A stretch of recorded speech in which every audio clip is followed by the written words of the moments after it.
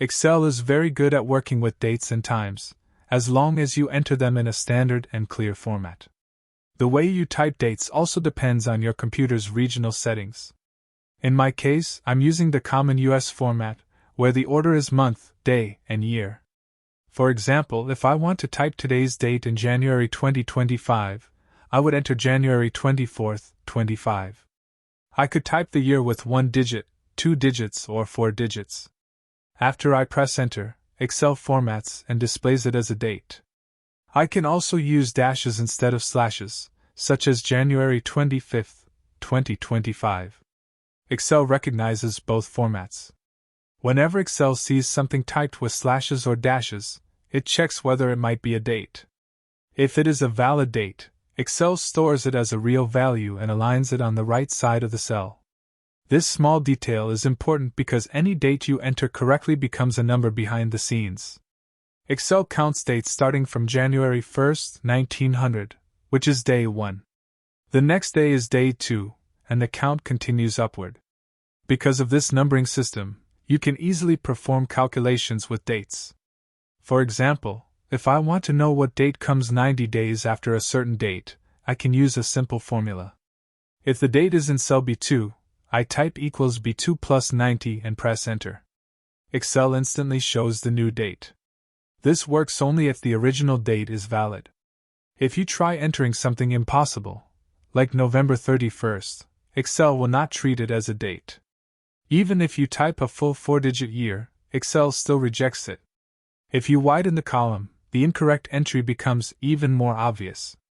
It will be left aligned because it is treated as text, not a date. And text entries cannot be used in date calculations. It's a good habit to widen any column that contains dates. This makes the dates easier to read and helps you notice any errors quickly. Excel also catches other invalid entries, such as February 29th in a year that is not a leap year.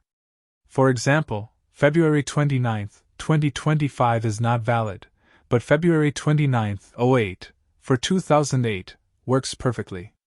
When the date is valid, Excel aligns it on the right and stores it as a number. Entering dates correctly opens the door to Excel's powerful date functions. Excel can calculate the day of the week, measure the number of days, weeks, or months between two dates, and perform many other useful operations. The same kind of logic applies to working with time. You might use times less often, but Excel handles them well too. A quick way to enter 3 p.m. is to type 3 space p and press enter. If you want a more exact time, like 3:15, you can type 3:15, but Excel will assume it is AM unless you add p for PM, like 3:15 p.m. You can also type a for AM, and you can even use 24-hour time, such as 15:15 for 3:15 p.m.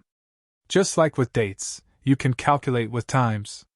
Excel can measure the difference between two times, add hours, subtract minutes, or perform more advanced calculations. As long as you enter the times correctly, Excel treats them as real values. Overall, working with dates and times is a powerful part of Excel.